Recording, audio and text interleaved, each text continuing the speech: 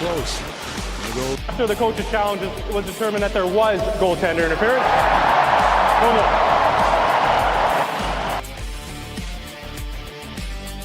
Anthony moving in close. They go low to high. Now Jarvis behind the back. The score! Jackson Blake takes the pass from Jarvis and wires it past Comrie. And a much-needed power play goal for the Carolina Hurricanes to get a 1-0 lead.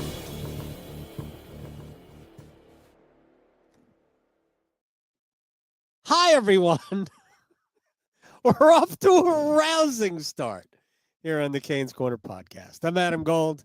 I have no idea why the highlights didn't want to play, but they didn't want to play. They played when I tested it before, but they decided not to play now.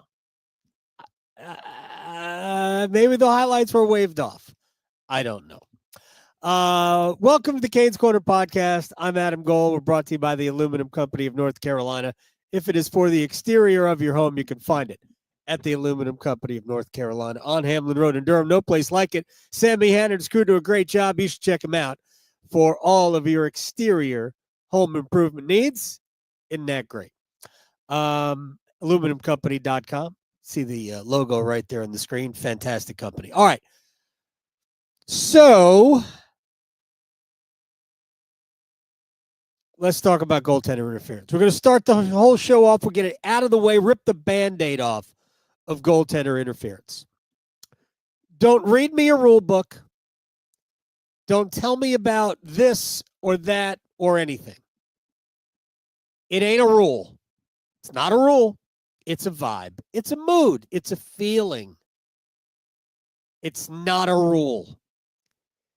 Because if it was a rule, the first goal counts. Because Mikko Rantanen did not interfere with Eric Comrie. No way, no how. I'm not sure there was contact. I know Rantanen didn't initiate it if there was contact. So let's be honest. That was a bad call.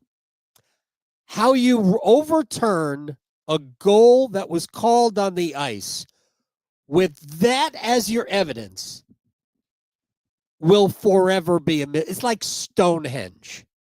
It will be a mystery for all time. Again, if there was a rule written, if you enter the crease of your own volition, it's goaltender interference. You're not allowed to be in the crease for any reason unless the puck is there. Saving that for later. Then I would understand that that's not a good goal. But that's not the rule. And again, it ain't a rule. It's a vibe. It's a feeling. It's a mood. And it's a mood that Carolina comes out on the short end of.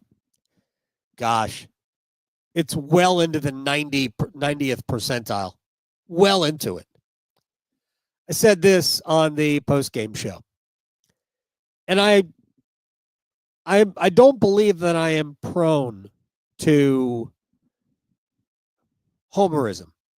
I think people who have listened to this podcast or my show long enough understand that, no, I'm going to call it what it is. It must be so comforting to be a fan of the other team that the Hurricanes are playing, to know that barring all of the planets aligning just perfectly, if there is a review for goaltender interference, it's going to go your way. Like to be a Winnipeg Jets fan tonight must have been, they called we're reviewing for goaltender interference. I don't really see any, but we're playing the Hurricanes, so it's going to be goaltender interference. And it was. It's a terrible call, but is what it is. It doesn't mean you have to give up the power play goal. Doesn't mean you have to give up the second power play goal. And then when we get to the third period, by the way, we had 3 goals initially waved off tonight. That's pretty good. You don't get that every day. FanDuel should offer that. How many goals will be waived off Hurricanes and Winnipeg tonight? Over a half. You'd always take the over in a Hurricanes game. I might take an over 1.5. And the whatever his name was, Kupari, in the third period, for the life of me, with a free puck laying in the crease, why would they ever blow the whistle and wave that goal off?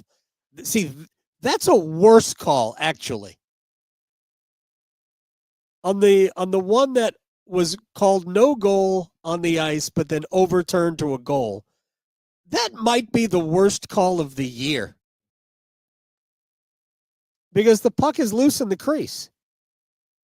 And Nemesnikov, who went after Kupari, Nemesnikov had the kicking motion for a goal, I guess. But you have every right to go after the puck if it's loose. I have zero problem with that. None. To me, that was never goaltender interference at any point. They called it goaltender interference on the ice. I'm like, well, maybe they won't challenge it because you never know. Goaltender interference is a mood.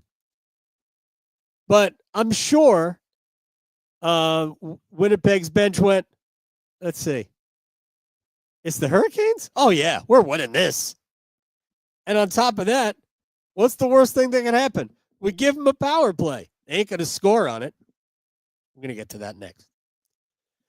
So, first one they got wrong. Second one they got right. Both went against the Hurricanes. Par. Routine par. Fairway, green, 2 putts for a par. That's what that was. Standard operating procedure. Real quick on the Nemesnikov kicking motion goal. And then we will greet people. You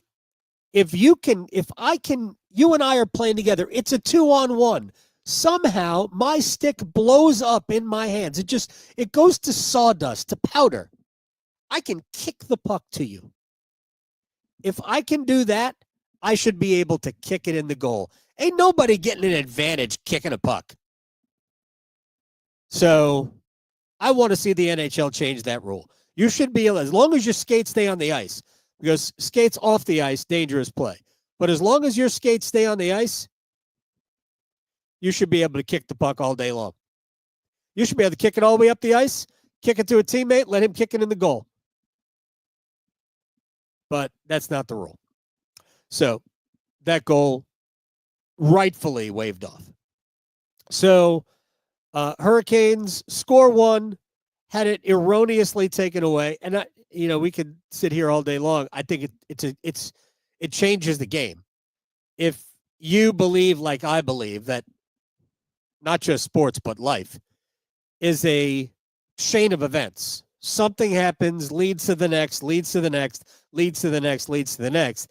And if one of these things doesn't happen, whatever happens next is different. That's just life. You make the next decision, you make the next play, whatever it is, and these are not like independent units dropped from the sky.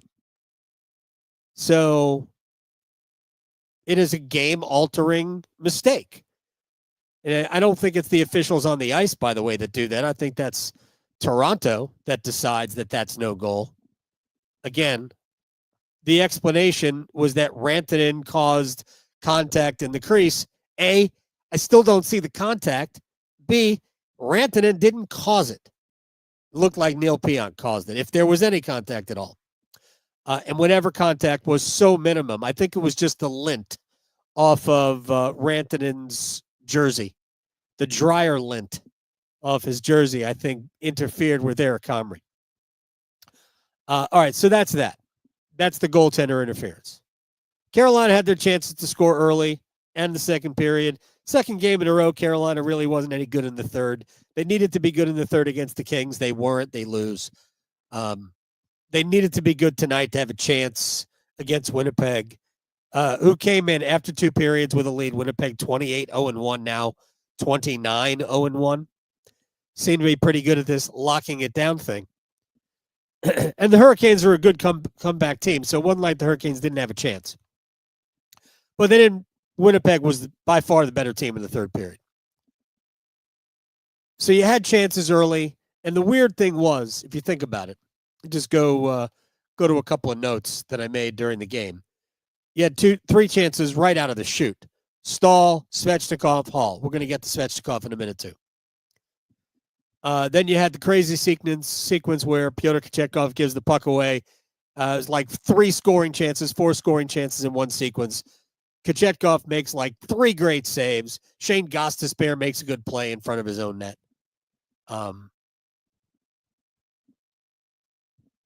Nothing comes of it, but Kochetkov just inexplicably gave the puck away. You get the power play goal. Blake scores. Then he doesn't. Winnipeg gets power play. They score. So it's that kind of a sequence, right?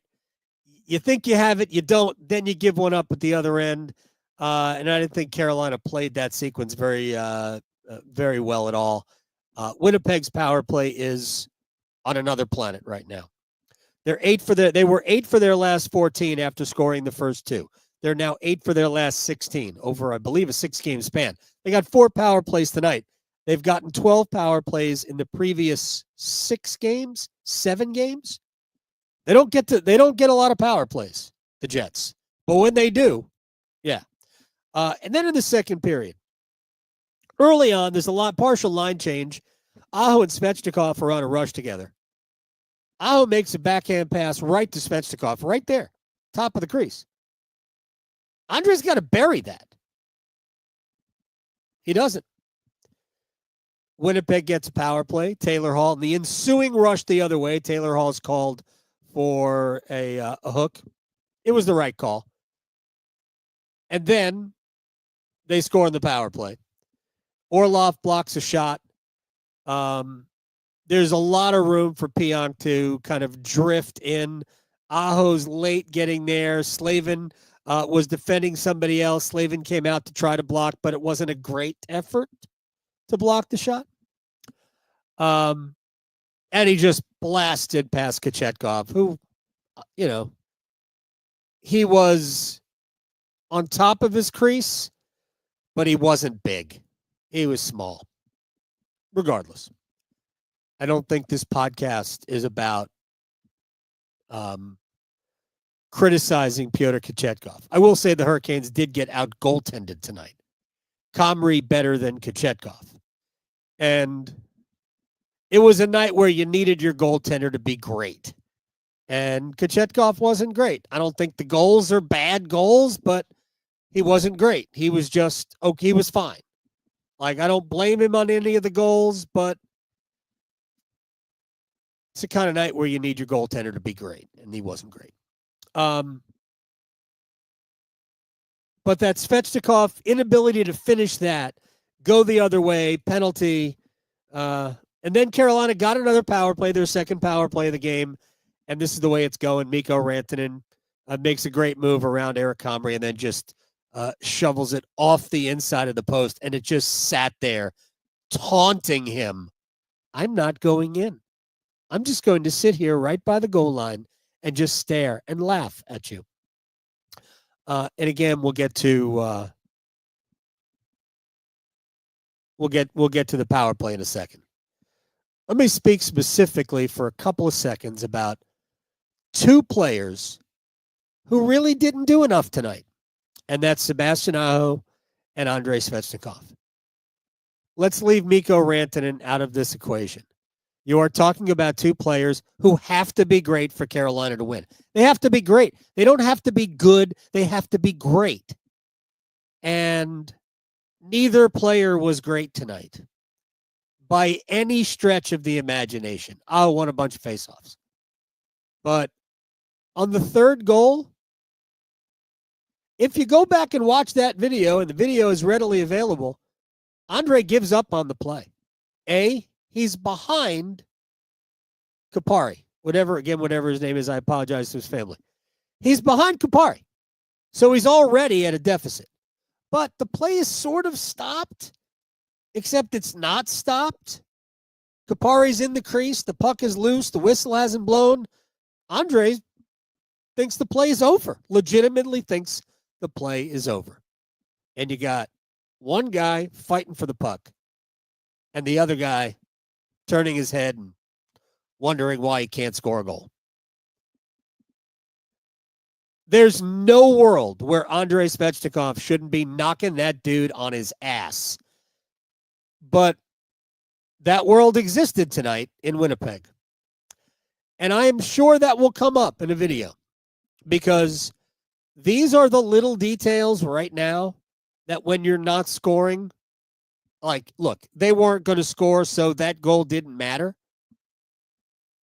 But if you get in the habit of letting your frustrations take you out of the play, it's going to cost you a game. Unacceptable for me. Unacceptable for me. So, again, Aho wasn't bad, but Aho wasn't great. And at some point, Sebastian Aho is going to have to be at least the second best player on his own line. And right now, and it's been that way for about 3 games, been the third best player on his own line. Sebastian Aho should not be less of a player right now than Jackson Blake. But right now he is. Aho and Svechnikov each 1 shot on goal. Svechnikov had a scoring chance, that one very early in the game. And because he takes no shot, because he missed the puck on the Aho pass across, that doesn't count. But we all saw it and we went, wow, it really should have been a goal. So those 2 guys got to be better. Flat out, have to be better. I do wonder, and it's going to be hard, man, because Aho and Rantanen and Jarvis and Slavin are all going to the Four Nations tournament. There are a lot of guys that need a break. And hopefully when this team comes back from the break, they'll be better. Maybe the power play, well, we need to burn sage during the power play meeting. And now let's get to it. Weird, because the Hurricanes should have scored 2 goals tonight. Jackson Blake's goal should have counted.